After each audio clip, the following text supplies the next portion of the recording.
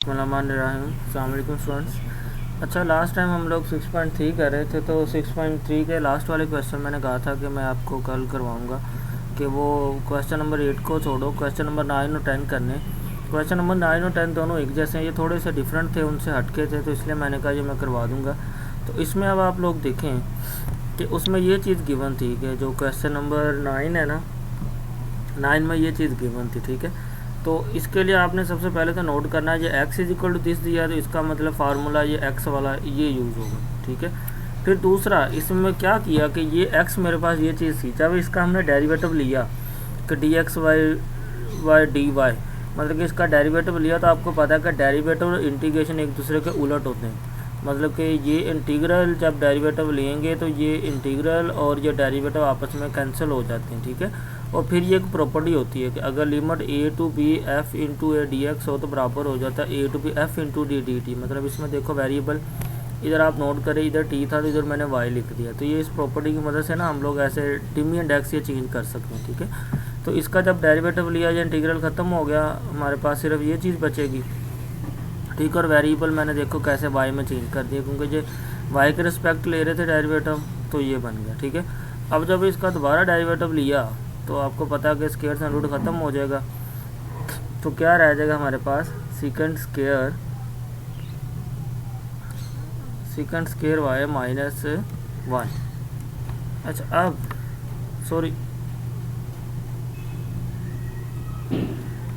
इधर 4 ही आना है, ये गलती से लिखा गया, d x by t y by d t. हाँ, इधर आप ना इसको 4 ही कर लें, ये गलती से इधर 2 लिखा गया, इधर 4 ही आना है, ठीक है। क्योंकि स्केयर लिया तो ये अंडर रूट ख़त्म होना है, ये इधर में अंदर वाला ये 4 वैसे का वैसे ही आएगा। अब फिर क्या करो, फिर उसी तरीके से लिमिट्स आपको दी हुई थी, -π से π/2 थे, तो ये फार्मूला था। अब इस फार्मूले में आप लोग वैल्यू पुट कर दो, ठीक है। देखो 1 plus d x by d y का स्केयर, ये सारा इसकी जगह, इधर आप 2 की जगह मैंने कहा 4 कर लेना, ठीक है। इसकी जगह ये वैल्यू लगा दी। अब क्या किया, आप नोट करें कि ये 1 प्लस और -1 कट गए, सेकंड की पावर 4 रह गया, ये अंडर रूट से 2 पावर कट गई, ये 2 ये रह गया सिर्फ सेकंड स्क्वायर वाई। और जब सेकंड स्क्वायर वाई की इंटीग्रेशन आपको पता कितनी होती है, tan वाई, और tan वाई में अपर लिमिट पुट की π/2 माइनस लोअर लिमिट π/2, और tan π/4 बराबर होता है 1 के, तो ये 1 - 1 2 इसका आंसर आ चुका, ठीक है। 6.3 इधर तक ख़त्म हो गई है। अब चलते हैं 6.4 की तरफ। 6.4 का लास्ट वाला क्वेश्चन देखना, अगर आपसे हो गया तो ठीक है, तो वरना मैं करवा दूंगा, ठीक है। अब इसमें एरिया ऑफ द सरफेस है, इसी तरीके से जैसे पिछले वाले में लेंथ के फार्मूले थे ना, इसमें एरिया ऑफ द सर्विस के फार्मूले हैं। अब आपने जो फार्मूले याद रखने, मैं बार बार बता रहा हूँ कि पेपर में ये सारे फार्मूला, ये सारा ऐसे MCQs आ जाता है, ठीक है। अब इसमें भी एरिया ऑफ द सरफेस का फार्मूला देखें, अगर आपको वाई कर्व दी हुआ, मतलब कि y is equal to this, तो फिर आपने ये फार्मूला यूज़ करना है। लेकिन अगर x दिया हुआ कि x is equal to this, फिर आपने ये फार्मूला यूज़ कर, चेंज देख ले किधर किधर आ रहा है, कि अगर y is equal to this दिया हो तो इधर y आना है, इधर dy बाई डी एक्स आना है, और इधर dx आना है। अगर इधर आपको x is equal to this को चीज़ दी हो, फिर इधर x आएगा, इधर dx बाई dt। इसी तरीके से जो आपने दोनों फार्मूले याद रखने, इसमें हमने यही करना है। 6.4 के अंदर area of the surface he find करना है, ठीक है। तो एरिया ऑफ द सरफेस के लिए जो 2 फार्मूले यूज़ होंगे। अब आपने देखना है कि आपका क्वेश्चन y की फॉर्म में दिया या x की फॉर्म में दिया, जिसकी फॉर्म में दिया होगा आपने इन दोनों में से वो फार्मूला यूज़ कर लेना है, ठीक है। अच्छा, आप देखते हैं कि ये इसका पहला क्वेश्चन है जी मेरे पास। ये क्वेश्चन ही था, ये आसान है, ये पहला क्वेश्चन था 6.4 का 13। हमने इसके क्वेश्चन करने हैं 13 से 18 तक, तो ये 13 कर रहा हूँ। इसमें जो लिमिट दे दी उसने 0 से 2, आप देखें कि कर्व आपको y की फॉर्म में दिया, y is equal to this, इसका मतलब उन दोनों में से फार्मूला ये y वाला यूज़ होगा, ठीक है जी।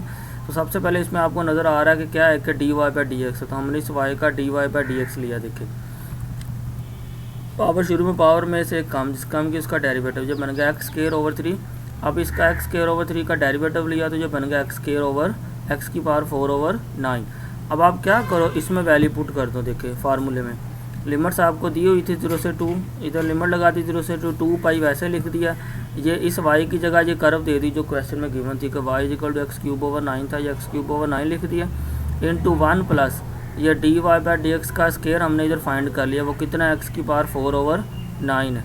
तो इसकी जगह वो लगा दिया, एक्स की पावर 4 ओवर 9 आ गया, ठीक है। अब इस सब की वैल्यू को इस फार्मूले में इधर पुट कर दे। देखिए वाई की जगह ये value, d y by d x की जगह ये वैल्यू लगाई सारी। अब हमने नेक्स्ट काम क्या करना था, इधर अब हमने करनी थी असल में इसकी इंटीग्रेशन।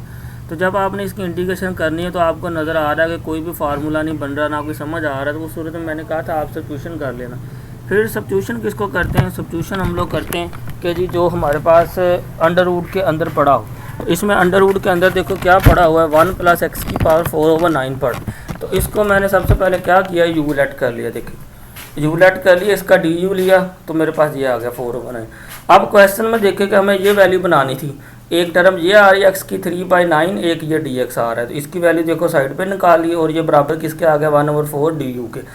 दूसरा आपको मैंने ये भी बताया कि जब सब्स्टिट्यूशन करते हैं कि ये dx है ना, इसका मतलब ये दोनों वैल्यू 0 to 2 ये x की हैं, लेकिन जब हम इसको u में कन्वर्ट कर रहे हैं तो इसका मतलब हमें दोनों वैल्यू किसकी चाहिए, u की चाहिए। तो उसके लिए क्या किया, देखो u = था, इसमें पहले x 0 पुट किया तो u 1 आ गया, फिर आप x 2 पुट किया तो u मेरे पास 25/9 आ गया। अब क्या करते हैं, अब ये जो सब्स्टिट्यूशन की है ये इसमें वैल्यू पुट करते हैं। अब आप नोट करें, देखें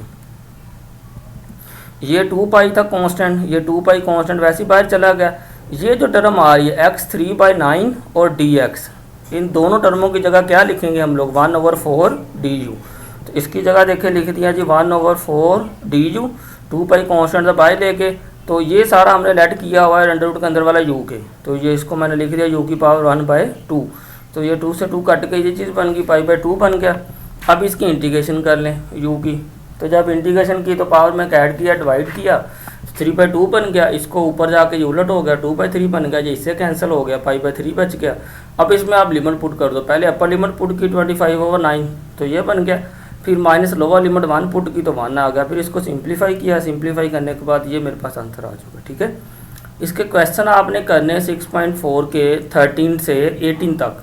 ठीक है, लेकिन मैं आपको बार बार बता रहा हूँ कि सिर्फ आपने ये 2 फार्मूले ऐसे सरफेस के याद रखने हैं कि जिसमें y दिया हुआ ये y वाला यूज़ करना है, जिसमें x आपको कर्व दी उसमें आपने ये x वाला यूज़ करना है। ये क्वेश्चन बहुत ही इंपॉर्टेंट है, ये 6.3 में से भी आता है, आर्क ऑफ द लेंथ मालूम करना और ये एरिया ऑफ द सरफेस, इन दोनों में से लाजमी पेपर में ये क्वेश्चन आता होता है। दूसरा जो इसके फार्मूलाज हैं वो आपने MCQs के लिए याद रखने हैं, उसके MCQs बनते हैं कि एरिया ऑफ द सरफेस के लिए। ठीक है, तो ये 13 से 18 तक आपने कर लेने, अगर कोई ना हुआ तो मुझे बता देना, वरना मैं नेक्स्ट करवा दूंगा। ठीक है, ओके जी, अल्लाह हाफिज़।